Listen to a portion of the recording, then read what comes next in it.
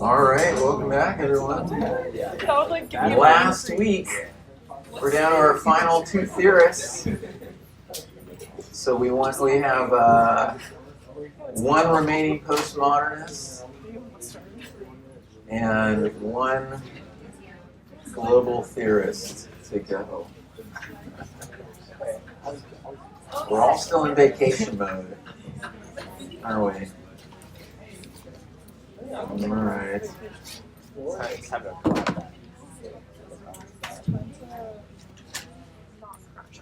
Seems like people are happy to be back, though, based on, the lively discussion being had between, you and your classmates. That's a good sign. Maybe you reinvigorated, I don't know, maybe feel that little break was cathartic, was therapeutic. It's going to give you that little bit of a push to the end here. Final push to the sun, as they say. All right, so to our second and final postmodernist here, we discussed Baudrillard on Thursday, the work of Baudrillard, a French contemporary sociological theorist. And today I want to talk about the work of Lyotard, who wrote among other things, of course, all of these theorists are prolific, and they all produce concepts and ideas that are of note, of great import. That's why we're discussing them. Probably out of his collection of publications, The Postmodern Condition is the one that stands out as the most pronounced. The Postmodern Condition, a report on knowledge. The publication of The Postmodern Condition earned Lyotard worldwide acclaim and laid the groundwork for key developments in postmodern theory. The Postmodern Condition, as the subtitle suggests, a report on knowledge, is primarily concerned with knowledge. The Postmodern Condition, a report on knowledge. This treatise and the thesis that Lyotard presents in this work is primarily concerned with knowledge and its changing organization in contemporary societies. That the type of knowledge that, say, is preponderant or most salient in a society changes. Right? It's Foucaultian in a certain way, as Foucault himself, also another French sociologist, was interested in knowledge and the changing forms of knowledge or the changing regimes of truth that dominated particular eras, right? Epistemes, how that knowledge changes from time to time. Lyotard sketches a series of broad changes in the character of knowledge, identifying different periods of time in which different types of knowledge are predominant. Right? So he's able to do, this is quite popular, a popular approach when analyzing things historically, of course, is to periodize, right? That there are periods, right? Or maybe think back to last week with Baudrillard, right? There are different periods in which different types of simulacra dominate, right? There's a different mode, if you will, of representation for each period of time. So there were those 4 different eras of representation. And according to Baudrillard, the current era, the postmodern era, is characterized by hyper-reality. That our representations don't refer to anything anymore. They simply refer to themselves. It's very distant. And we're very distant than, say, the time of the Mona Lisa and that era of representation, the era of the counterfeit, in which the painting referred to an actual person. In the age of hypermodernity, the metaverse refers only to the metaverse, right? The form of representation refers back to itself, that it sort of becomes its own reality, which may be preferable to reality as we know it. So what he's able to do then is to analyze the production of knowledge and the salience of different types of knowledge within pre-modern, modern, and postmodern eras, looking at how knowledge has changed over these periods of time. So pre-modern, modern, and postmodern eras.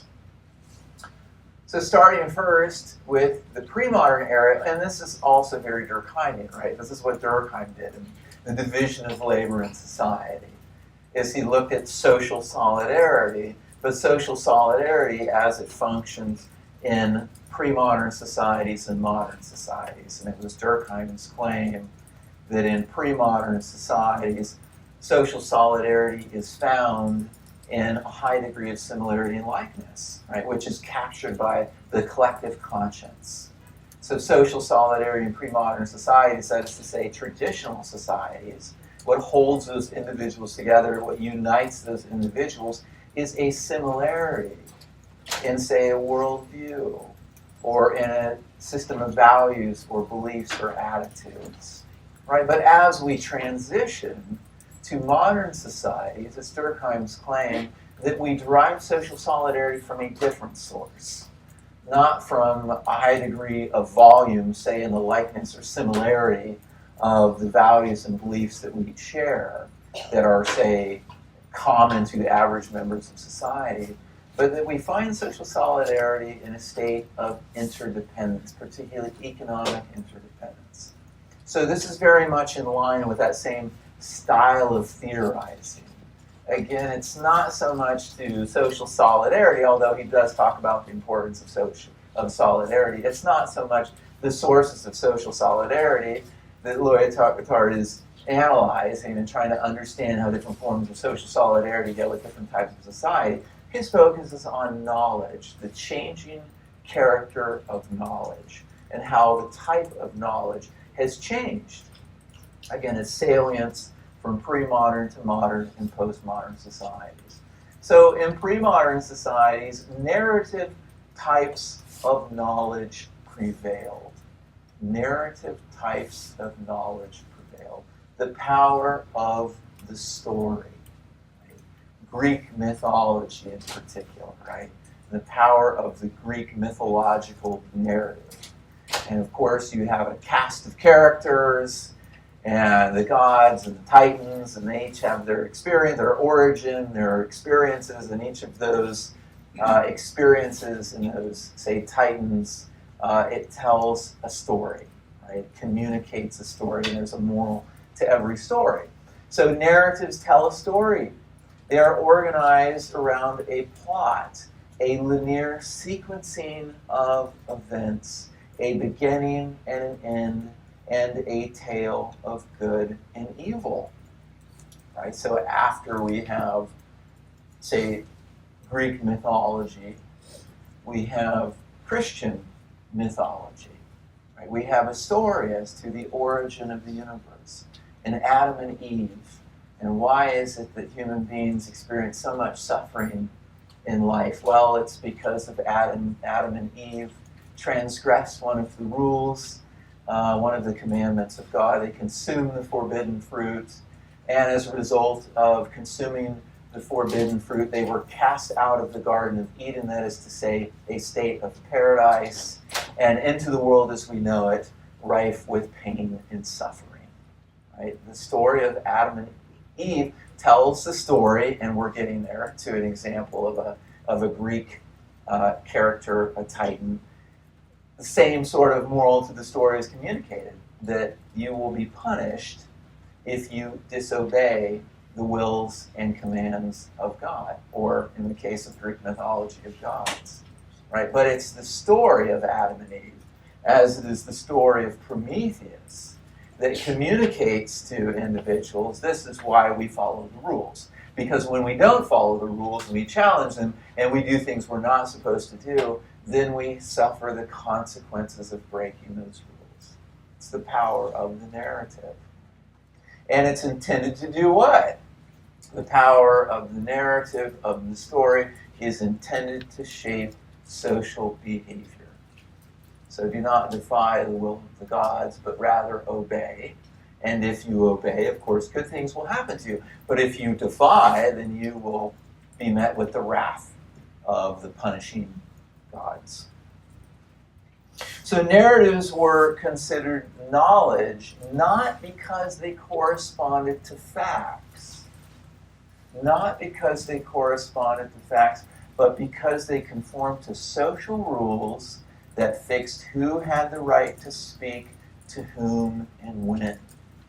You can imagine during this age, again, it's an age, pre-modern societies, by definition, are traditional societies. It's tradition that unites and holds people together. So it's the belief in a common mythology. It's the belief in, say, the virtues of Greek mythology and the virtues of the stories and messages that are being communicated. You can imagine parents reminding their children of the fate of Prometheus, who stole fire from Zeus and gave that fire to humanity, right? And as a consequence, Prometheus was punished, chained to a rock to have his liver feasted on by an eagle during the day, only to see that liver regenerated at night so that the eagle comes back the next day and feasts on it again. Meaning, there are consequences. There will be punishments for those that violate the rules. Say, violate the rules of tradition or the authority of elders. Narratives reinforce the organization of pre-modern societies and thus promoted social unity. So this is an iconic picture by Peter Paul Rubens. He was a Flemish artist. So this was back in the 17th century, and this is titled Prometheus Bound. So here you see Prometheus bound in chain to the mountainside, and here you have an eagle feasting on the liver of Prometheus, and that is punishment for doing what? Defying the will of Zeus. He tricked Zeus and found a way to bring fire to humans. And this is his punishment. Right? And his liver will regenerate every night just to be feasted on by the eagle the next day. Flemish artist. So modernity in contrast to this era, right? Modernity in contrast represents an assault on narrative knowledge. At this period of time, we became more interested in facticity, became more interested or preoccupied with truth, right? Using scientific methods to search for truth, modern thinkers criticize the factuality of long-standing religious and mythological narratives. That is to say, we went beyond the utility of storytelling for the purpose of unity or for the purpose of creating a sense of social solidarity, right? The extent to which individuals subscribe to a common set of mythologies that maintained social cohesion in that society. Beyond the functions of narratives and storytelling to, well, let's use these new methods to ascertain the objective or the empirical truth of something. Not the story of something, but what is the truth? Right? Each mythology presents its own origin of the universe, but the physicist is going beyond, say, mythology to find empirical evidence for the creation, the beginning of the universe. These were rendered, these religious, long-standing religious and mythological narratives were rendered ignorant and superstitious. That religious narratives become seen as one of many forms of superstition. So a knowledge that had utility, practical utility, provided a sense of unity or membership or a sense of identity for those individuals. But at this age, the modern age, it's going beyond. There's an interest in going beyond storytelling. In the place of storytelling and myth-making, modernity substituted science, objective truth.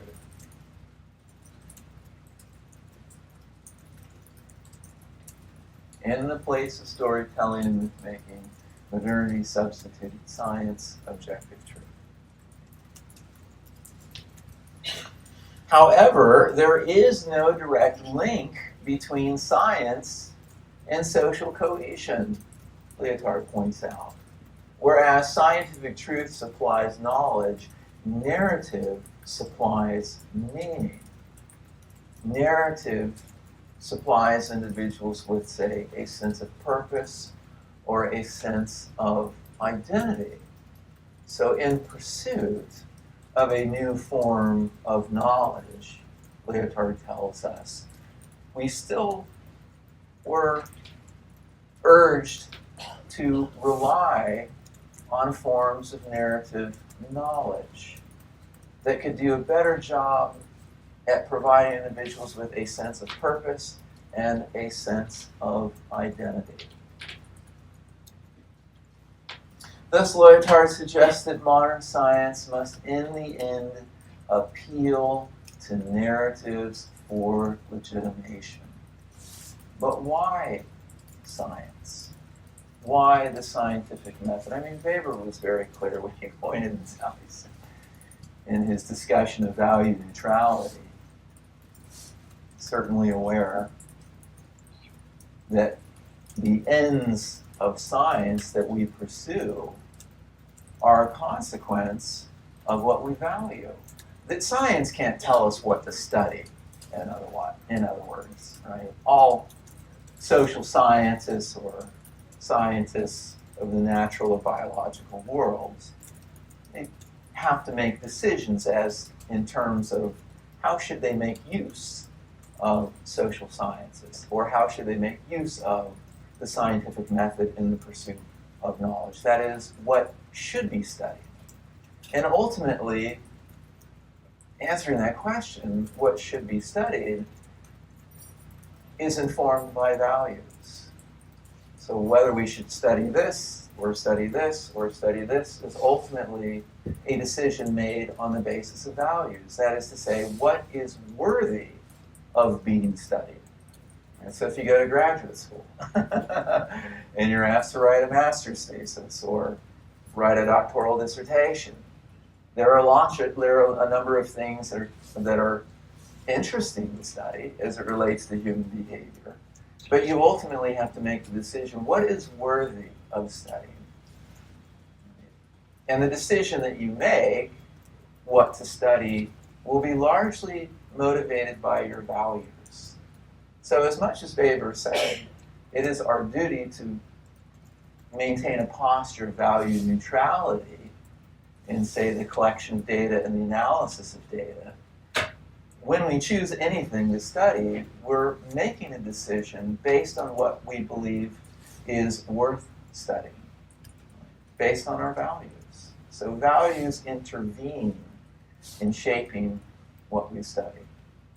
Science relies on a different type of narrative than pre-modern ones. These are what Lyotard refers to as grand or meta-narratives, as they give coherence and meaning to scientific practices.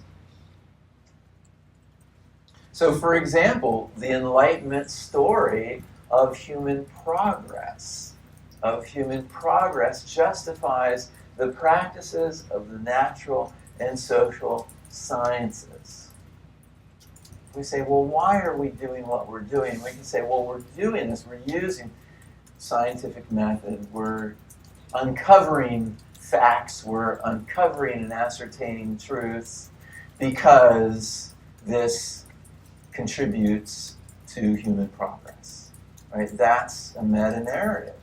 The idea that there is, in fact, progress, that there is betterment, and the betterment of society is pursued through scientific research and discovery. Scientific practices become purposeful and meaningful in terms of societal advancement. That it's the idea of societal advancement, it's the idea of progress that legitimates the pursuit of scientific knowledge. Meta-narratives were an essential feature of modernity. So we start with the pre-modern era, and that's the era of narratives. With modernity, we see two things. We see the emergence of scientific knowledge alongside a meta-narrative which stresses the importance of the use of this knowledge and the pursuit of this knowledge in terms of societal advancement. The more science, the better. The more science, the better. Yet, the defining feature of the postmodern condition is the decline of the legitimating power of grand narratives. So now we get to the postmodern era, from the pre-modern to the modern to the postmodern era. And it's Lyotard that says, actually what defines the postmodern condition is the decline of the legitimating power of grand narratives. So hopefully what comes to mind is some of the ideas that we discussed when we were discussing the Frankfurt School theorists during week 2. It's this rise of cynicism as the result of the failed projects of modernity. Meta-narratives, he tells us, are paradigmatic systems of knowledge that contain established and credible worldviews and describe a total picture of society. They provide a basis on which truth claims are made and through which the validity of knowledge is judged. So one of the theorists that comes to mind is Pierre Bourdieu, who was critical of the pursuit of universal knowledge. He said, well, in whose interest is the universal? In whose interest is the universal? In whose interest is this notion of progress? How does this notion of modern day progress benefit some people more than others? That's the cynicism that pervades our era.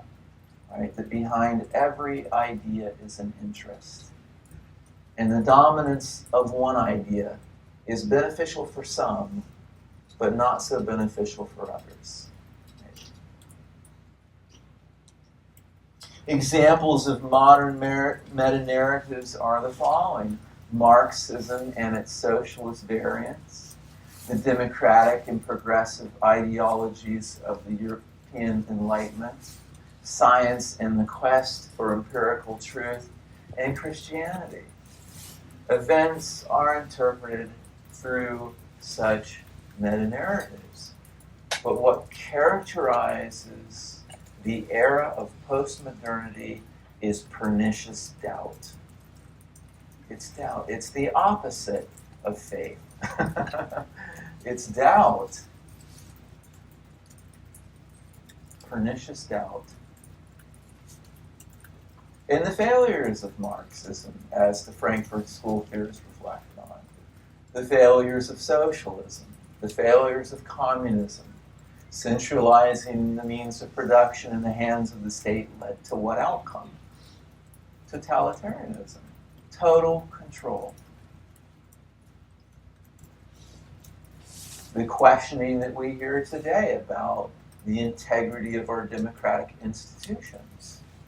That whenever there's an outcome that people don't like, they say, well, that's suspect, right, of foul play, that somebody has tampered with the machinery of democracy, and the outcome is only evidence of corruption. That's the cynicism.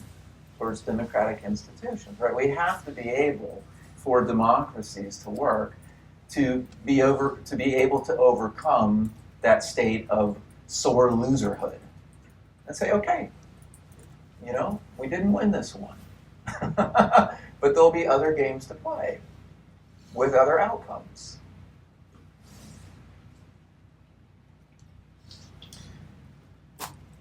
How should postmodernity be defined? This is the postmodern condition. The present condition is the postmodern condition. We have arrived at the postmodern condition after going through the pre-modern era and the modern era. Now we're at the postmodern era. I define postmodern as incredulity toward meta-narratives. That is to say, skepticism. Skepticism toward meta-narratives. What has led to the skepticism of meta-narratives? Why is it so difficult for us to believe in the notion of universal human progress, or believe in the integrity of our democratic institutions? That has to do with what, again, the Frankfurt School theorists theorized about. It has to do with the contradictions, the excesses, and the failures of these grand projects that so many history classes today home in on, particularly that. It's a history class that's on a particular failure where we were hypocritical, or we failed to honor promises, or we failed as a society to treat everybody equally or as sovereign individuals, right? It's the story. So many history classes, so many sociology classes are about the failures of modern societies. That they set high expectations, but weren't able to live up to those expectations. And so we hear about the failures of our society. The subjugation in the West and the totalitarianism in the East. Critics of communism will point to the totalitarianism in the East and say, well, that's the problem with communist systems. But one can also point to crises and contradictions and excesses and failures in the West. So then, what value does science have in the face of the decline of the legitimating power of meta-narratives? And he provides us with two. He gives us two answers to this question. What value does science have in the face of the decline of the legitimating power of meta-narratives? So this is the era, the postmodern era, again, is a condition in which we still have the persistence of, the existence of scientific methods, the use of scientific methods, the quest to cultivate more scientific knowledge, but also the declining power of meta-narratives, a skepticism, a pronounced feeling of doubt. Hyperskepticism is a term that some postmodernists have used to describe our condition, that we exist in a state of hyper-skepticism, that it's difficult for us to believe in anything anymore. And the minute somebody tries to convince us of something, that we say, well, what are you after? What are you up to? What's your angle? What are you trying to get out of this? Right? Well, to answer this question, he says that first, science can be justified by its social utility. Right? In a way, sort of going back to what's the justification for narratives in the pre-modern era? Well, you could say, well, they're not true, but they at least provide us with some social utility in maintaining, right, as providing individuals with a source of social solidarity.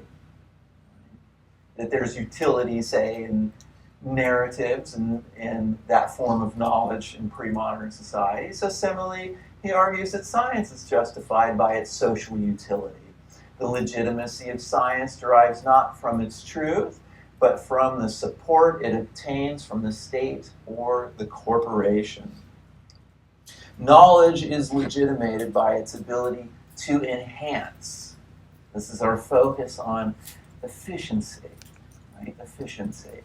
Knowledge is legitimated by its ability to enhance the performance and efficacy of rationalized social institutions. So what the term he uses is performativity, and also a term that Giddens uses, although we're not going to have time to cover Giddens. We're going to skip Giddens and get to Wallerstein.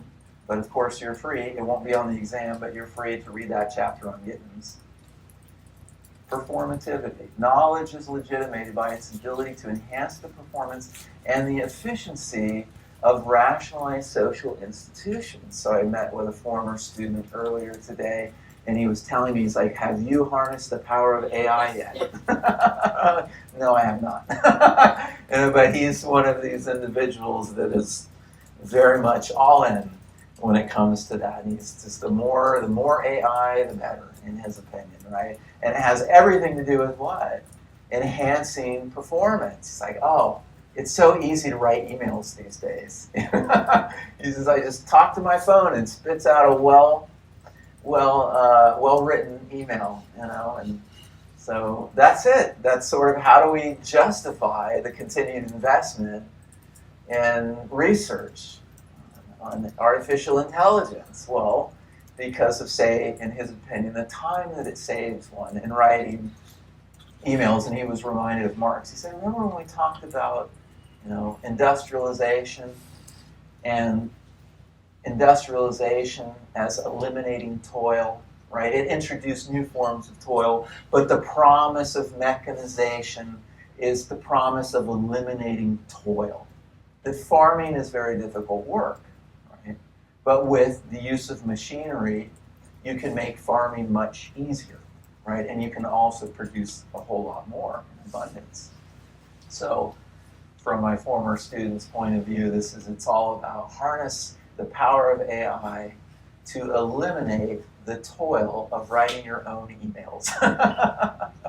Enhancing performance and the efficiency of rationalized social institutions. So Lyotard spoke of the possible formation of a technocratic society that used the science to enhance bureaucratic capitalist state control, right? So maybe from the bureaucrat's point of view, is this new form of knowledge or scientific knowledge is beneficial because it optimizes social control. It optimizes social control. The value of scientific technological knowledge is found in its capacity to increase the system's viability. The words here, and I like this word, to optimize. To optimize. So the appeal, I suppose, at the individual level, not say the level of institutions and states and corporations, but the individual level, right, is how can you realize your goals and your objectives on the day-to-day by using, right, AI through scientific technological knowledge. The true goal of the system, the reason it programs itself like a computer, is the optimization of the global relationship between input and output. The technocrats subscribe to this idea. So it's a cynical take on it, but nonetheless, optimizing forms of social control. For this reason, knowledge is a critical resource for the maintenance and the regulation of modern societies. Institutions of state and economy are fully dependent on information processing machines. The age that we live in is the age of the computer. Think of last week for the quarter of the class that was here on Thursday or on Tuesday, right? A week ago when we talked about the postmodern condition. This level of representation, hyperreality, is only possible because of the computer. It's the computer, and it's that level of technology that makes hyperreality a possibility. So this also, the computer information data also factors centrally into Lyotard's analysis as well. Institutions of state and economy are fully dependent on information processing machines, computers. The value of scientific technological knowledge is tied to the computerization of society. It's tied to the rationale of enhanced or increased efficiency. But where are we going? Right? But where are we going? What's the end game? Where are we going with all of this? With the hyper-rationalization of society, continuing to excavate, to produce more and more scientific technological knowledge. Where are we headed? We can provide a short-term rationale and say, well, the reason, as my former student said, the reason the appeal of AI is because it lessens the toil of computer processing, or rather information processing. On the relationship between knowledge and power. Knowledge in the form of an informational commodity indispensable to productive power is already and will continue to be major, perhaps the major stake in worldwide competition for power. It is conceivable that the nation states will one day fight for control of information, just as they battled in the past for control over territory, and afterwards for control of access to and exploitation of raw materials and cheap labor. So now the struggle between nations becomes a struggle or a competition over data. And again, what corporations currently are sort of cutting edge as it relates to AI technologies. All of that is based on, it's more than material things, of course. Computers are material things, but there's all the engineering. There's all the knowledge that makes possible the creation of the computer and the optimization of the computer so that it can produce the knowledge that it produces. So having access, of course, to knowledge that leads to the production of a supercomputer. And with the production of the supercomputer, new information that's produced that provides a society with a competitive advantage.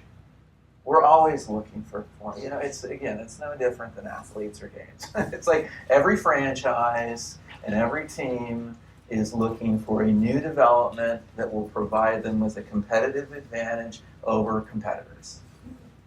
That's the story of humanity, the historical struggle. Society is composed of individuals and groups that struggle and compete over scarce and desired resources. In the past, more of that resource was, say, territory.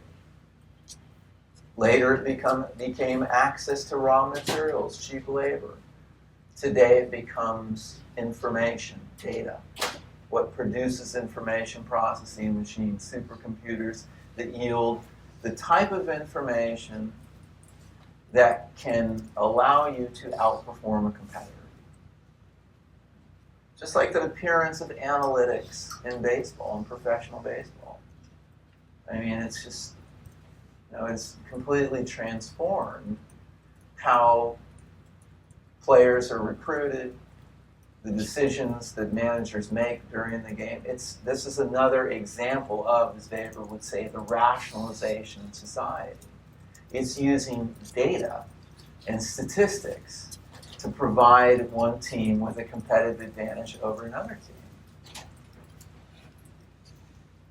So it's the control over information. Moreover, the functions of regulation are being and will be further entrusted to machines.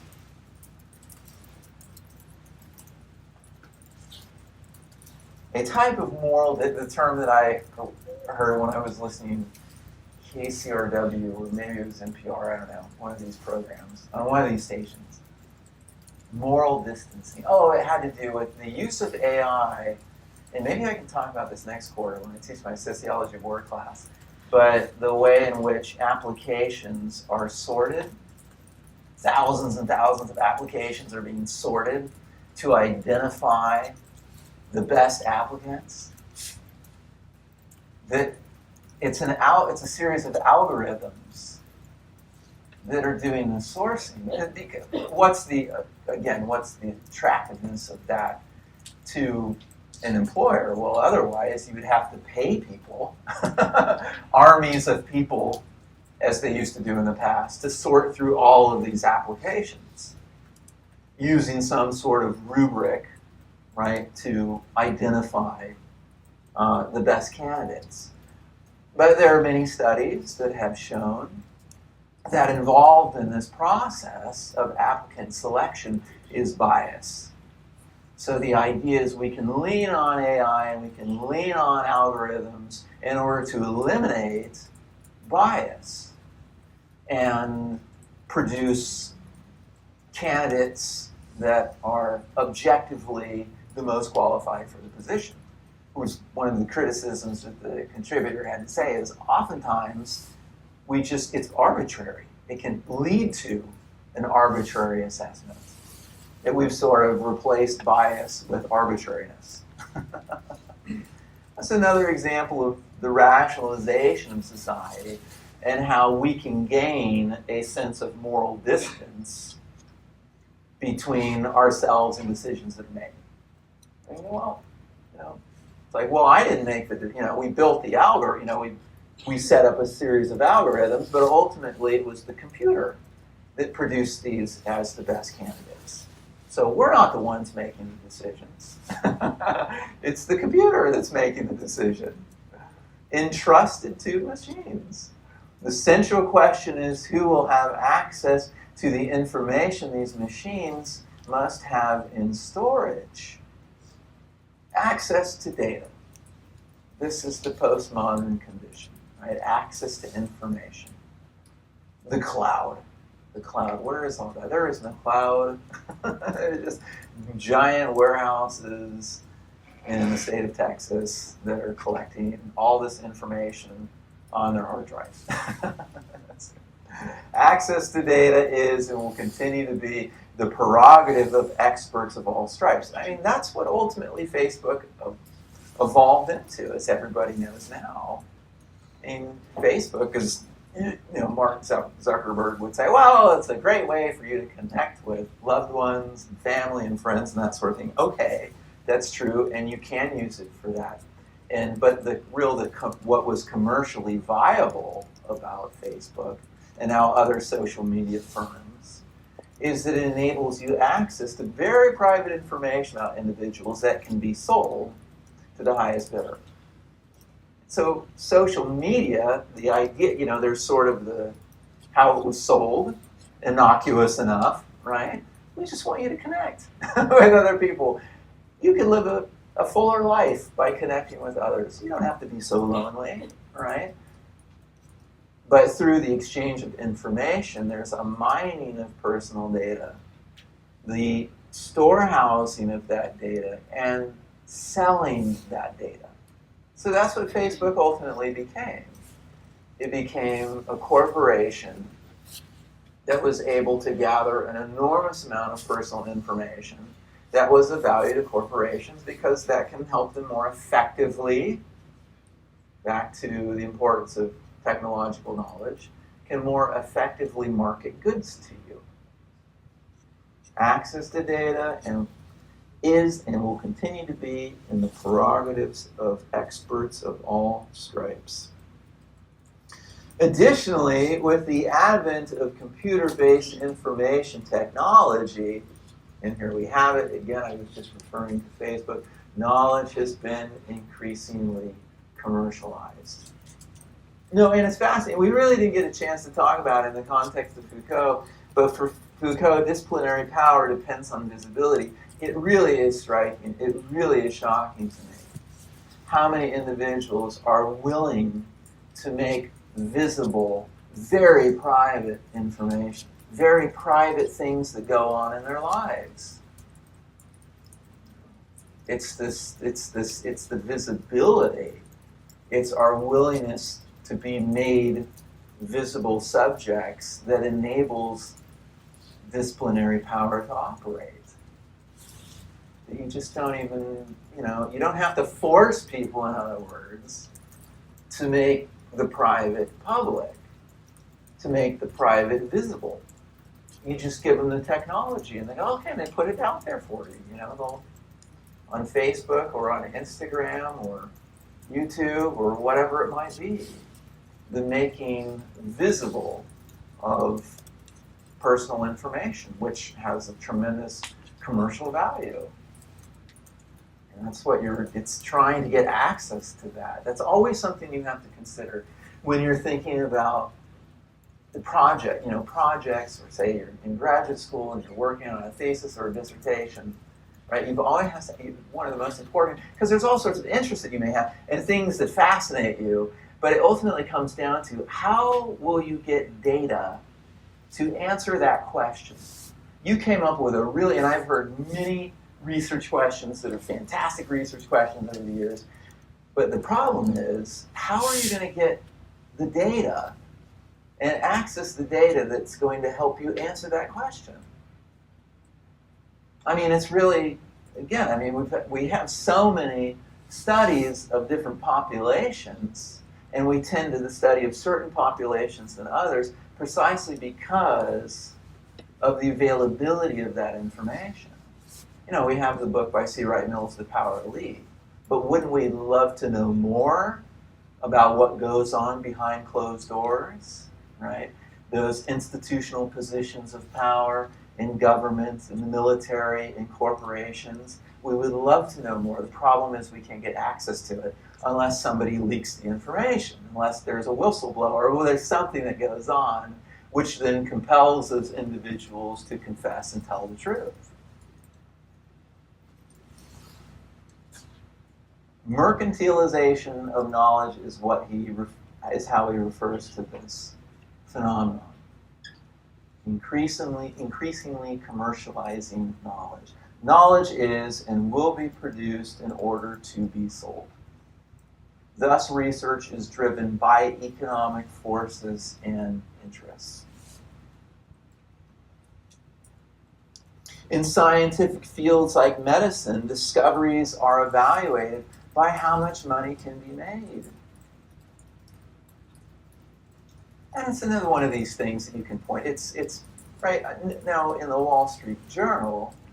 The first time I came across this article, they made the argument that, look, many have decried, many have complained about the relationship between the pursuit of medical, scientific, technological truth or data or information and its relationship with the pursuit of profit. But one article that one journalist made the argument that it was precisely because of the connection between profit making and the pursuit of a vaccine that enabled us, I didn't have anything to do with it, but us as in medical experts, to develop a COVID vaccine within 11 months.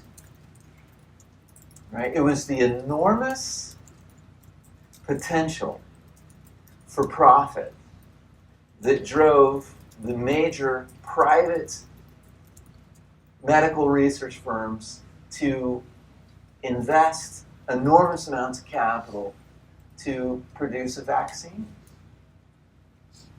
Like Johnson & Johnson, Moderna, Pfizer, right? All these other giant medical corporations. But it was profitability that drove that research, in part. Also because, of course, we needed to come up with a vaccine in order so we could get back to life as we knew it prior to COVID. Medical research has succumbed to the dynamics of the marketplace as pharmaceutical companies compete to be the first to patent and market new treatments for profit. So I would say it's mixed. You can find cases and support for ventures that were driven by profit, but because they were driven by profit, vaccines were produced, that served the public good, right? But then there are also examples, many of which, that these aren't really major health concerns. And a friend of mine worked for years in a pharmaceutical company, and he's like, he was a project manager, and he went through several different jobs within these medical corporations in the Bay Area. And he's like, it's just unfortunate that we have so many people that suffer from afflictions and suffer from debilitating diseases or ailments, and we continue to invest money into finding treatments for ailments that, say, aren't life-threatening. Right? That certainly, Viagra, that can enhance one's quality of life, not to diminish that, of course. But I would always hear him complain about, the amount of money that we spend, the amount of money that's spent in developing pills for erectile dysfunction. Think how that money could be invested to treat forms of cancer that, if untreated, lead to the loss of life. So critics charge that today drug companies are far more preoccupied with the research and development of potentially super profitable drugs. So Prozac or Viagra or Propecia, right, which has to do with hair loss, right, hair loss. So such a perspective reflects a cynicism toward the legitimacy of the scientific pursuit of truth. The cynic would say, are we simply using the pursuit of scientific knowledge to contribute to profitability or to lead to profitability? Okay.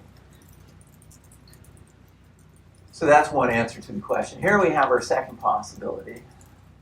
The second possibility is an evolving postmodern science which abandons absolute standards, universal categories, and grand theories.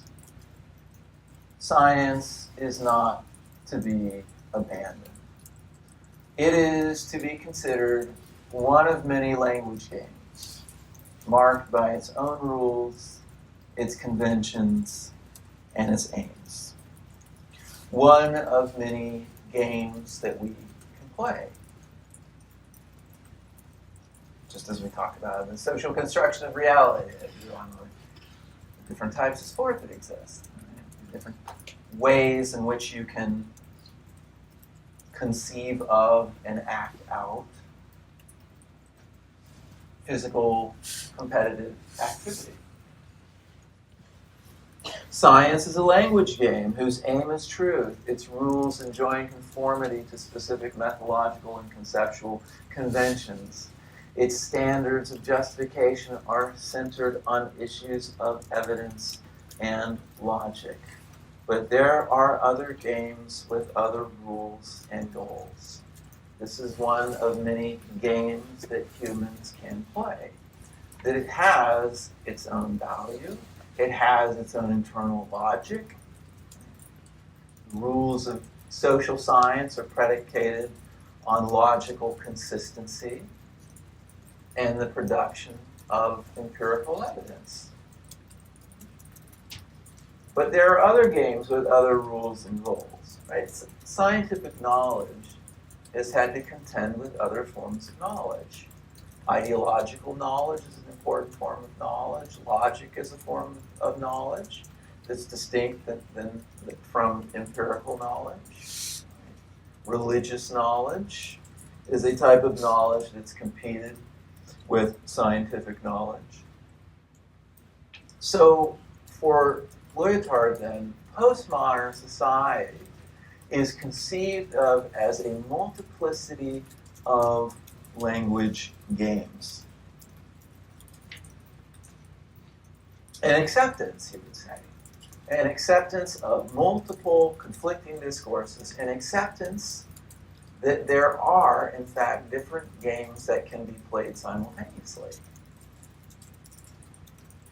And it's not to the totalitarian urge is to take one game and universalize it. I'm going to take football, and football is going to be the only game to play, American football. And it's going to be the only game that we can play. And we're going to eliminate all other forms of physical competitive activity. That's the totalitarian urge, to take one manifestation of something and universalize it. And say, this is the only legitimate form of physical competitive contest, and it's the only game that we're going to play. That means all the other games that we play that are competitive physical contests, those will be abolished. That's the totalizing impulse. But in the postmodern condition, Lyotard tells us, is that we're able to refine our sensitivity to differences and reinforce our ability to tolerate the incommensurable. What are you saying that you can't? That you can only use your hands when playing a sport? You can also use your feet. And that's a different type of game with its own logic and its own rules. And we can live in a society as we do, in which you have multiple and different forms of physical competitive contest. That you don't have to just choose one. And there doesn't only need to be one that exists in a society, but you can have manifold forms. That's, for Lyotard, part of the postmodern condition.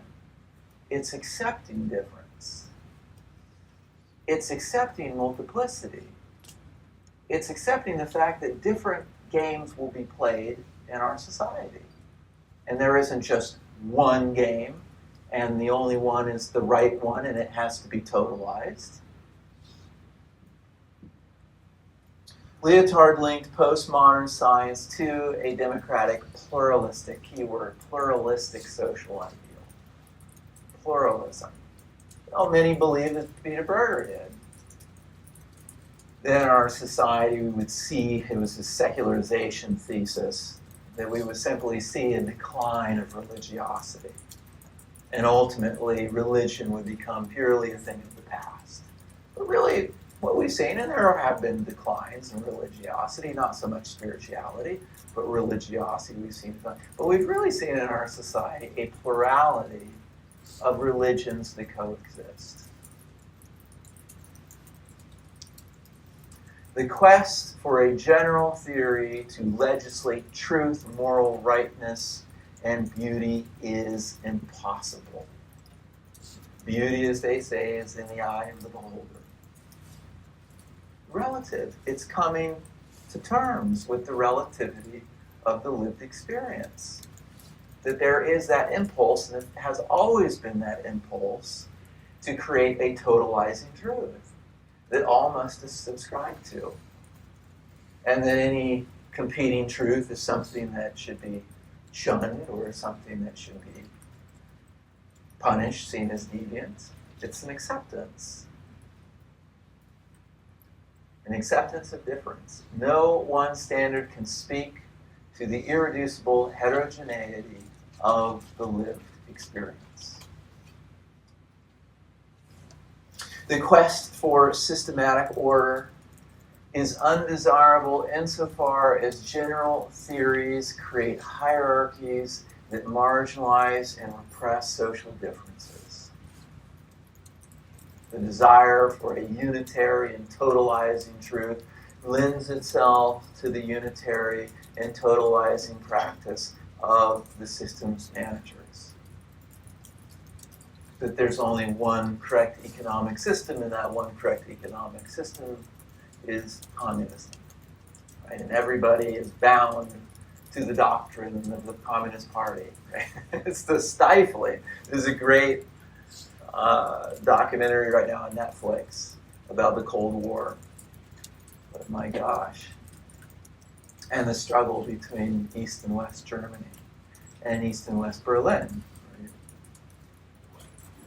Totalizing. Complete control. Because there was only one truth, and the only one truth is the truth of the party.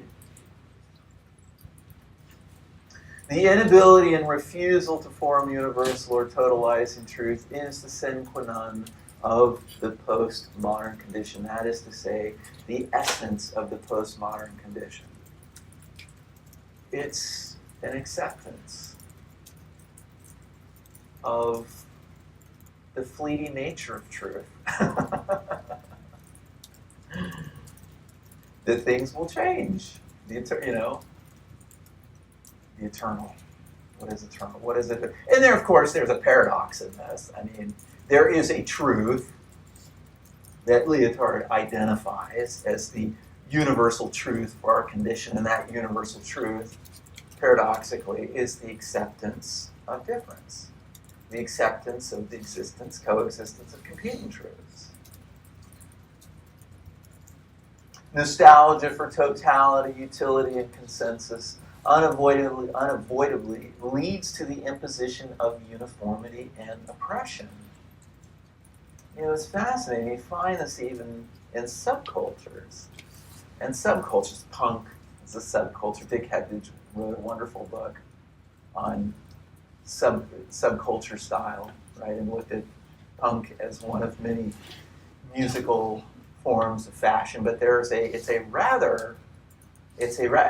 much as punks have been critical of conventional fashion, when you're part of the punk community, there are very strict guidelines as it relates to how punk should dress. That the irony to the subculture is that it's quite rigorous, it's quite rigid, it's quite controlling. And to deviate from the subcultural conventions is to risk ostracism and being expelled. So I guess the postmodernist then would just be able to appreciate the varied forms of fashion that exists and not feel the urge or the necessity to adopt any single one. But they're all different games that can be played. So postmodernism then lives with the reality of oppositions. It accepts this as our reality. Opposing forces, opposing interests. Okay. All right. Well, that was it. That was the last slide for today. We're down to one theorist, Wallerstein. We'll get to Wallerstein's work on Thursday, and that'll be it. So hang in there. You're close to the finish line.